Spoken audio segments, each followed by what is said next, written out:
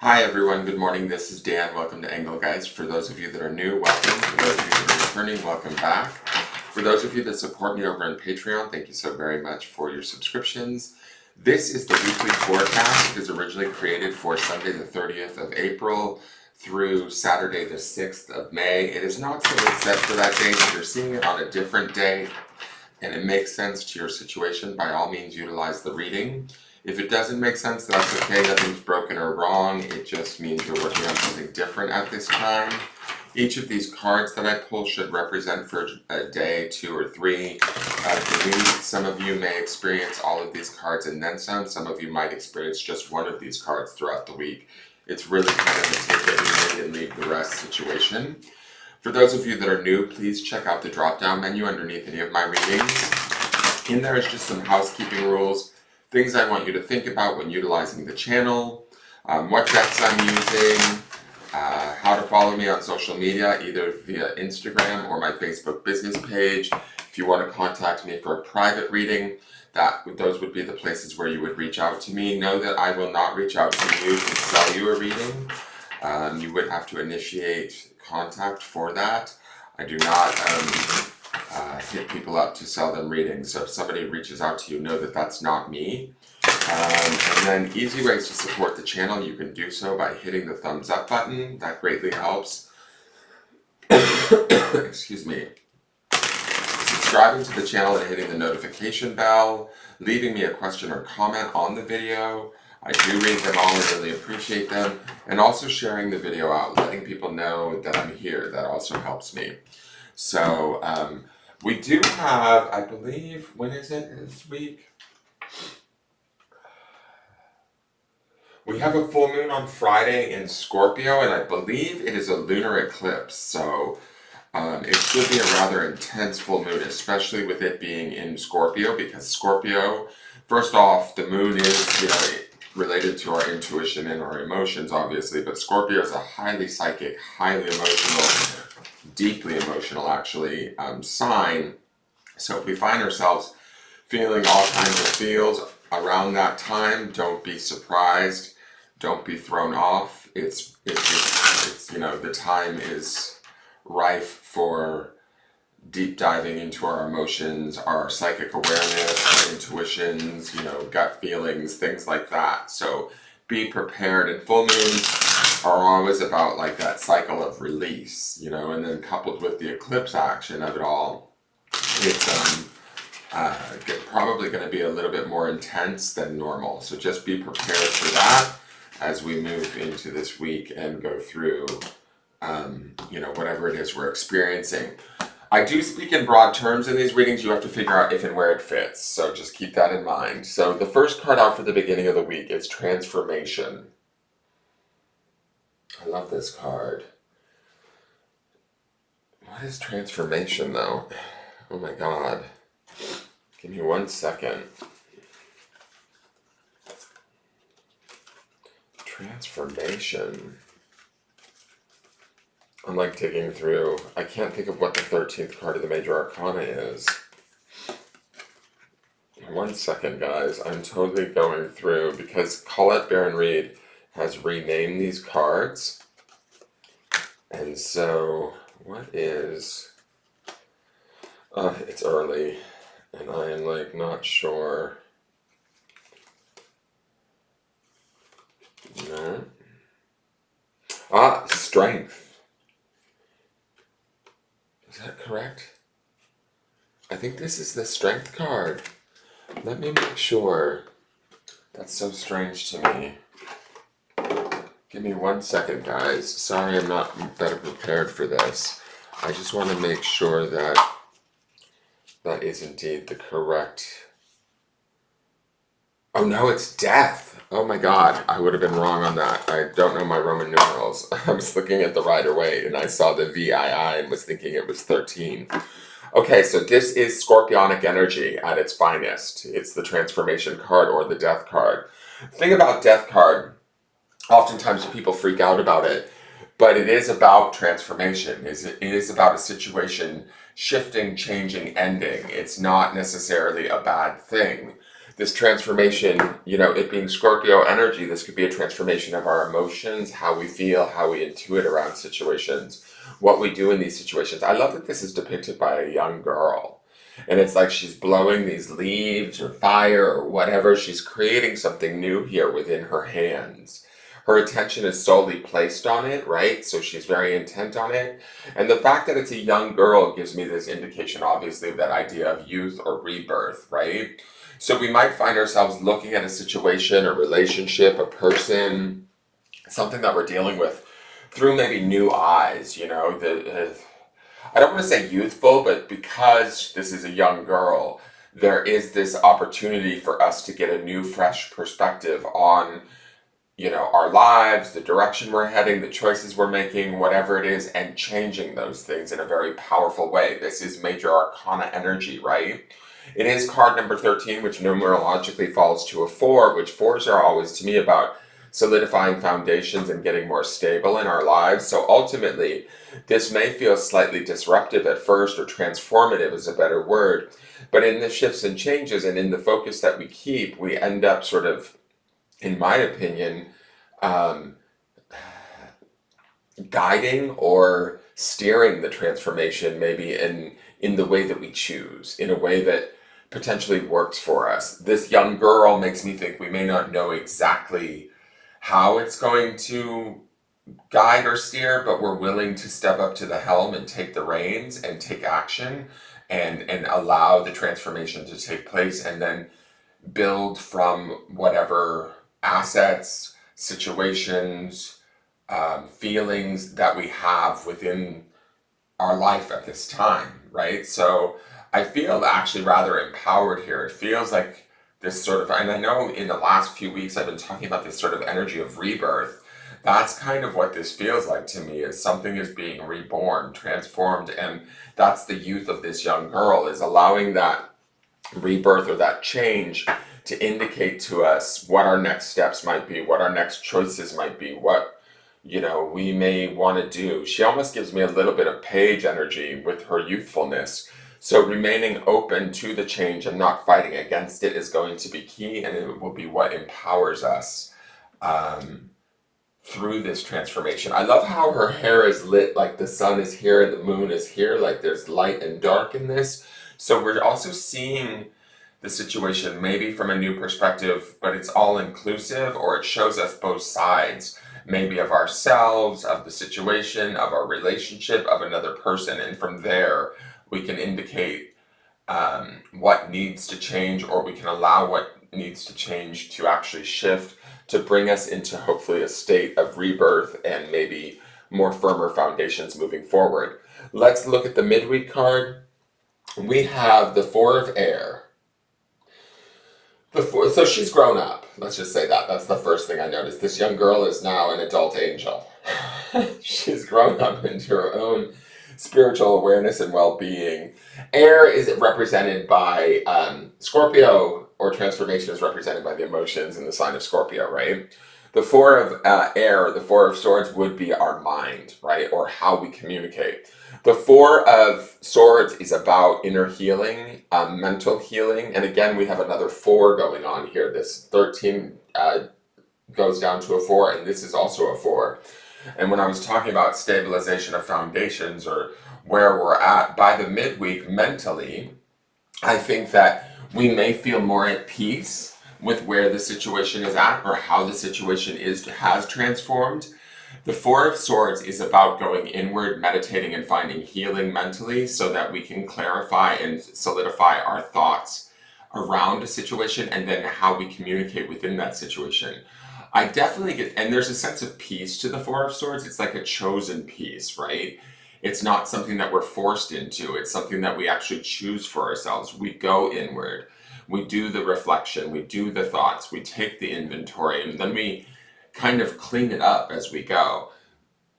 Excuse me. I love that this is depicted by an angel, because it says to me that, we might find ourselves, even though we're dealing with our thoughts and communications, we might be in a more meditative, withdrawn space we're pulling from our, not only our own mind, but also this sense of spirit connecting the two. That's the angel wings that she has there. Our mind, our thoughts, our communications are aligning maybe more so with our spirit and how we truly feel. And we're evolving to a certain degree. And it's a self-induced or chosen evolving that we need, that will bring about peace, harmony, and healing.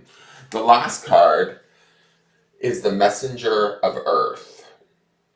And I believe that this is the Knight of Pentacles. Let me just make sure again with this damn deck. I think the pages are pages. Let me just make sure. Let me check any suit. Does it lead with the Pentacles? Give me 1 second. It is the Knight of Pentacles. Yes, that's correct.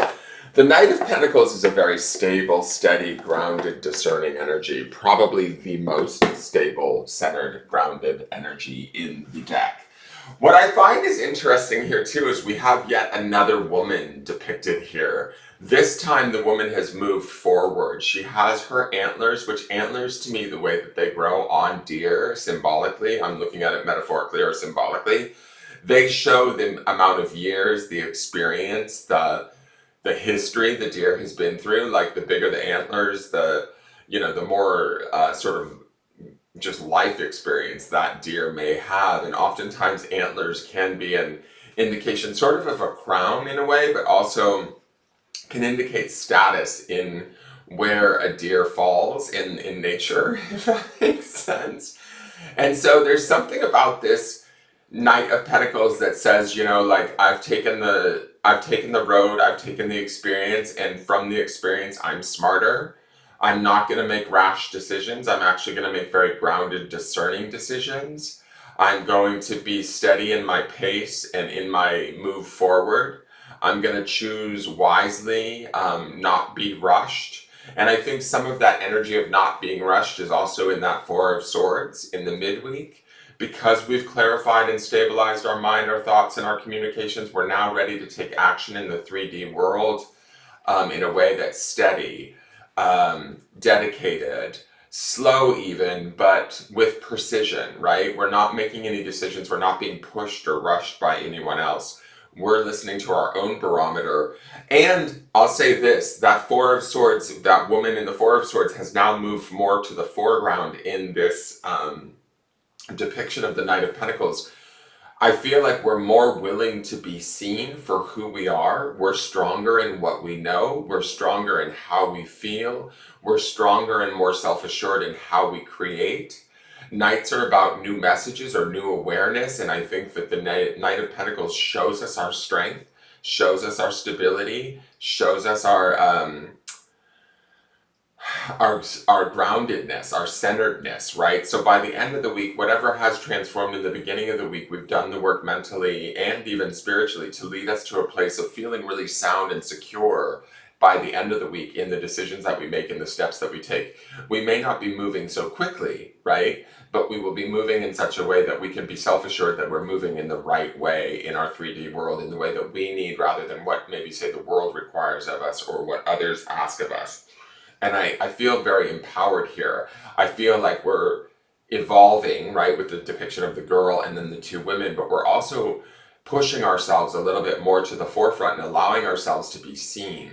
There's also this kind of warrior presence with her to me. And that medallion or those marks, these circles here, let me just show you. These circles here, one is around the heart and one is around the solar plexus. Even though she's an earth sign, right, Taurus, Virgo, or Capricorn, she is operating more so from the heart because this is slightly bigger, right? But she's also operating from her solar plexus, which is her strength. She understands her stability. She knows how to use it in a way that suits her, that moves her forward. Now, with this being a night too, we could be getting these messages or awarenesses at the end of the week and then starting to put them to good use by operating from our solar plexus and our heart chakra.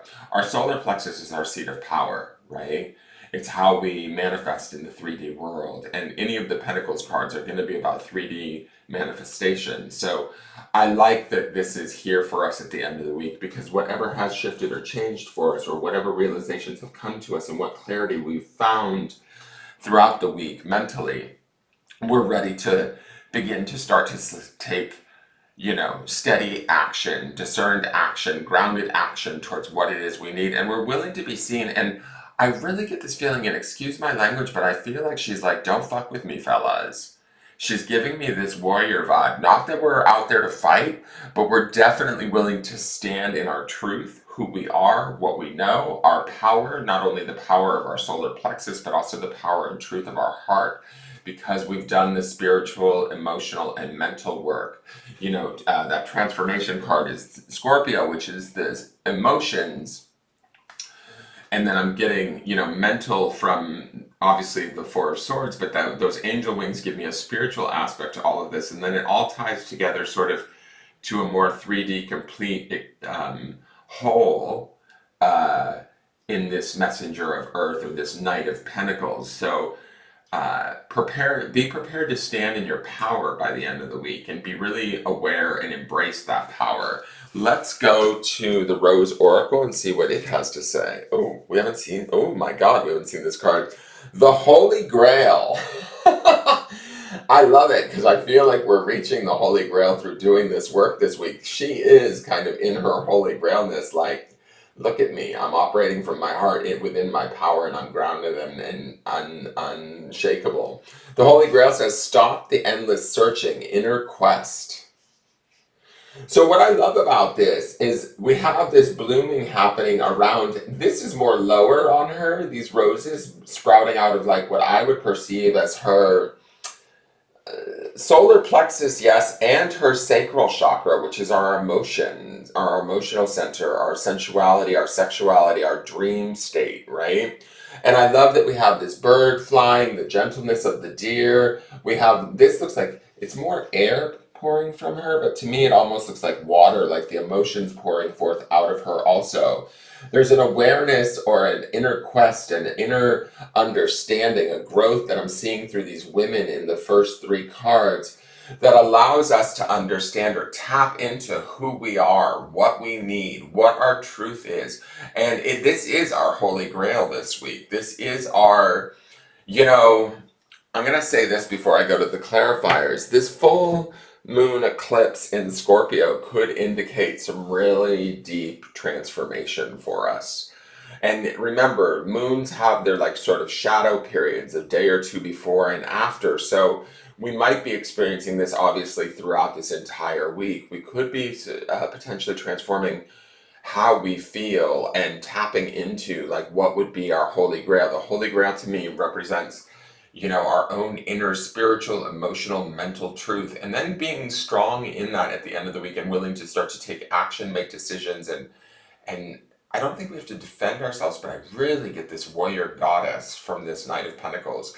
Knight of Pentacles is oftentimes, in my opinion, always associated by a male, so I love that she is here as a female. So this divine feminine, this could be a week where we're really working on our divine feminine nature and integrating it into a very strong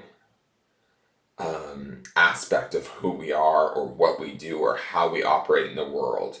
And we can utilize that in a way that, even though it is divine feminine energy, because we see all these women in the cards, we can operate or utilize it in a way that is active, productive, and more in masculine traits, if that makes sense, right? Like, I get this sense of true empowerment here with our divine feminine nature, and then balancing it through this messenger of earth, or this Knight of Pentacles, and moving forward supported in our divine masculine energy. I hope that makes sense and I don't sound like a total crackpot. All right, let's go to the clarifiers. We have the Two of Pentacles.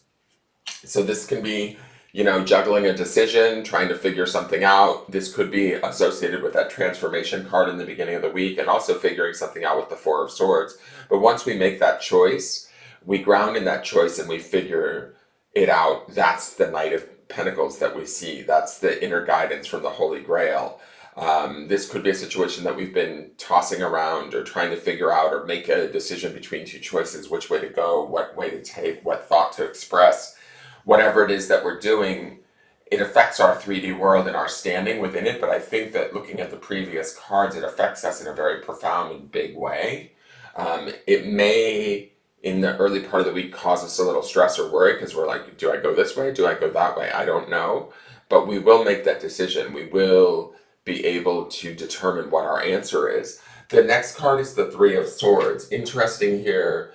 This is an air sign, obviously, because it's swords, but the thing that I find interesting here is that it's the heart, which to me, we see this beautiful heart in the center of this card. Ultimately, it's like where we've been past betrayed or hurt. Those things might be things that we're working on, working through, or releasing in this scorpionic full moon, right?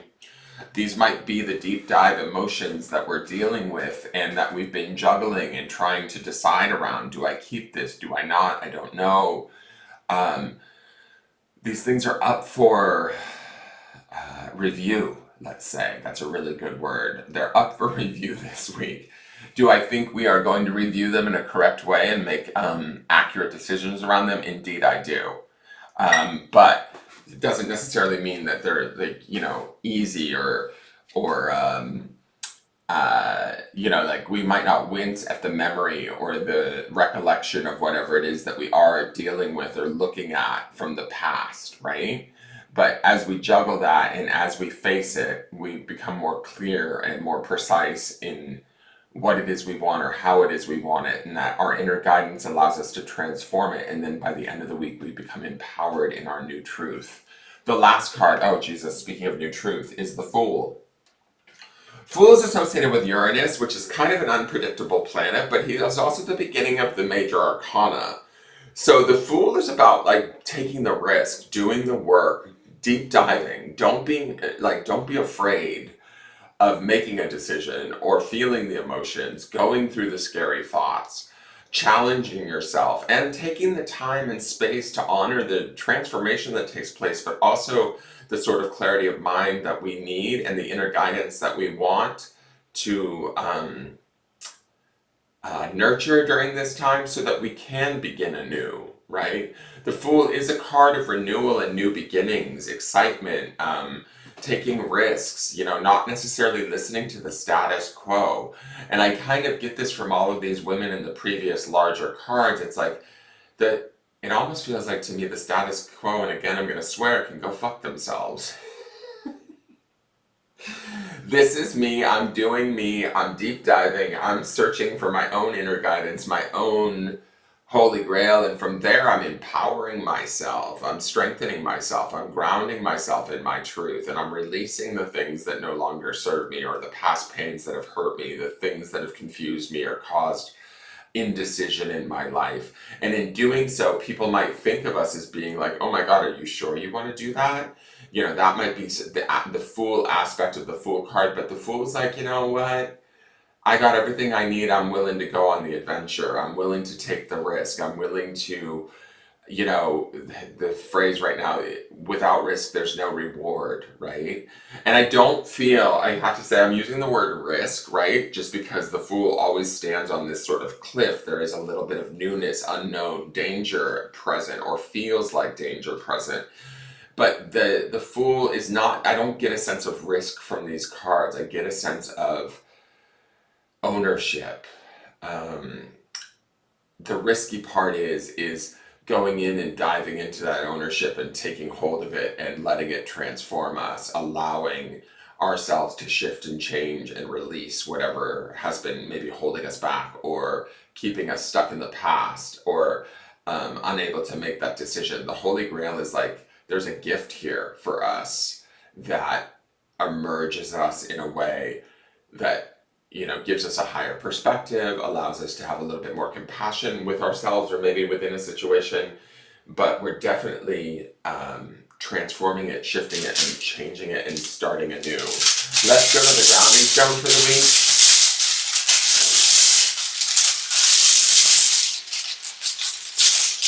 week. And the grounding stone is nature. Now, I always have two meanings when you guys know this who watch me regularly. Nature always, obviously is a connection to nature itself, the natural world around us. And I get that obviously from her imagery. I mean, this is sort of like the, forest queen. Like she is totally ready to go to battle, but she is definitely connected to the earth and nature around her, right? I believe that we embrace this by the end of the week through that Knight of Pentacles. But the other aspect of the word nature is our own true nature. How we truly feel about a situation. What we truly think about a situation. Where our spirit is within this situation. Where is our North Star, right? Our truth, not only mentally, but spiritually. Giving ourselves that moment to break free of past pain, heartache, defeat, betrayal. Giving ourselves the clarity to choose the right action. And how we truly feel about that, what is true to us, to step into this transformation, right? And to allow like the new embers or desires or fires that burn within us, the new emotions that we're feeling, grounding in those as our true nature, who we are. And when we do that, we connect into the natural world or our 3D world in such a more profound, true way. And it empowers us, right? So looking at how we truly feel, that would be nature, the nature of our feelings. Looking at how we truly think, that would be the nature of our thoughts. Looking at the actions that we take, that would be the nature of our actions, right? In the 3D world. And really grounding in that, making this week about us, finding that inner guidance and utilizing that, because that is going to be our holy grail. And I do think that there is a transformation, not only in how we perceive ourselves or how we hold ourselves, that will affect our true nature in the world. But when we do that, we end up affecting our connection to the world around us in a very profound way. I hope that makes sense. This feels like a really empowering week. You guys will have to leave me a comment and let me know if you can feel this energy coming. Remember, there is this full moon eclipse in Scorpio. Be prepared, y'all. Please leave me a thumbs up, question or comment. Subscribe to the channel. Tune in tomorrow as we watch this energy progress. I'm interested to see how this week plays out for us all. Have a wonderful week. Do the work and, get strong. Take care. Bye-bye.